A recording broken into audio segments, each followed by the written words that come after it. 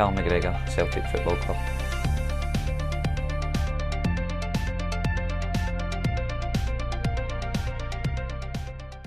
The biggest thing for me, you have to try and sort of provoke either the single pivot or the two controllers into thinking about, right, I'd have to try and cover centrally and I have to try and cover the player that I'm marking.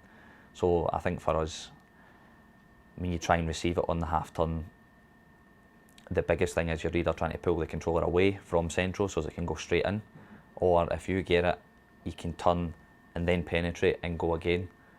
So I think that process when you receive the ball is basically the biggest thing.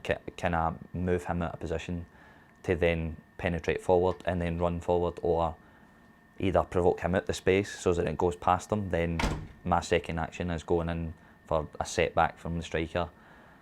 So really the biggest thing is you're trying to move him out of position so that you can either go second phase or straight away you get it turned and you're beyond, and then you can go driving onto the back four or combine with your winger and then play striker. So I think that's the biggest thing, you have to try and move them out of position. You have to just live football constantly. You have to be the constant professional on the pitch, off the pitch. I think that's over the last sort of 4 or 5 years, you're asked to play 3 games a week at the top level. When you get there in front of 60,000, you have to be ready.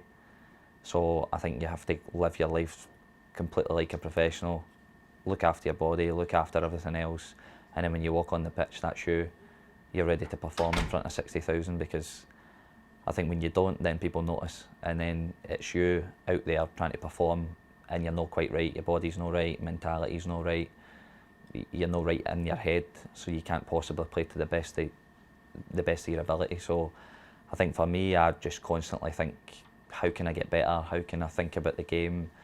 If I've been quiet, then I'll go away and think, right, how do I affect the next game? So I think mentality-wise, it's the biggest thing. You have to just live football and constantly trying to get better. Even if you're playing well, you think, I need to keep going, or how can I improve if I've had a bad game or a bit quieter than usual, then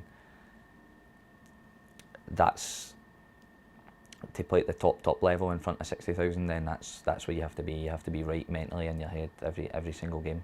Obviously after games, then you go away, you analyse it, you look at the game, you look at what did I do well, what did I not do so well, and then you watch it back and then you think, right, if you gave the ball away, whatever, could have found another pass, could have done something else, could have done something different.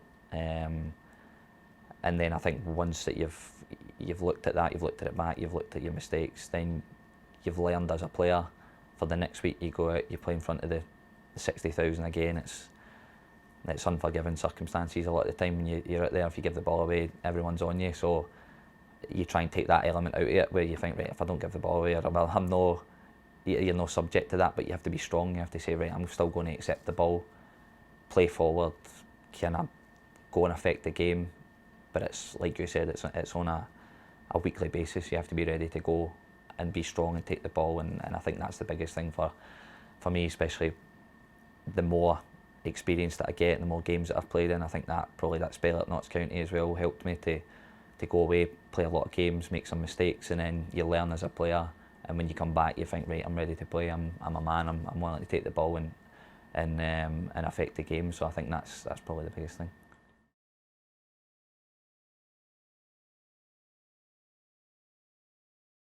You've got that sort of normal number 8 position that I play in. I think you need everything to play in there as well. I think you need, athleticism, you need legs, you need to be able to be good on the ball, play 1 and 2 touches, then when it opens up, drive into space, combine, play 1-2s, touched a wee bit on that sort of mental strength to play forward. Always thinking about the game as well. When it comes in, you have to play quick combinations around the box, get your shots off. So I think to be a number 8 nowadays, you have to have everything. You've got to have the full package in terms of, like I touched on there, everything that I said. And then when you go and play as a controller, for me it was a lot different, obviously, because I hadn't played there before. And then all of a sudden, you're in there, you're tasked to do the sort of Bruni role, and everyone knows how good he is at it. So straight away you're in there, you're in the firing line. Everyone's looking at you. Can you do the same job? So for me, I tried to do it not quite the same as him, but I tried to put my own sort of twist on it in terms of starting the game, and you know, I had 2 good number 8s ahead of me as well, where I could actually find it through the lines. They would get turned, and all of a sudden we'd be on the attack a lot quicker. So I think I tried to use my attributes in that position as well to like play basically straight through, kind of go right into my number 8 and get us turned, get us playing forward straight away. And then the other side of that was obviously the defensive stuff, the tackling, reading of the game, interceptions, trying to, you know, pull my teammates about, get the positioning of the team as well. You feel as if you're more central in there, so that you are basically the controller of the full game. You got to be talking, you got to get guys in next to you. So I think that was another sort of string to my bow as well that I added when I went into that position. You understand what it is to play as a controller, and you know, a lot of it is more off the ball stuff in terms of kind of break the game up and then kind of play quick. So I think that side of the game, actually learning and understanding where to be when the other team had the ball as well, so that I was putting myself in the right position where if I could see the midfield player trying to play through into striker, I could get across, intercept it, and then try and play forward straight away. So I think that side of my game really developed when I was asked to go and play in there as the single pivot.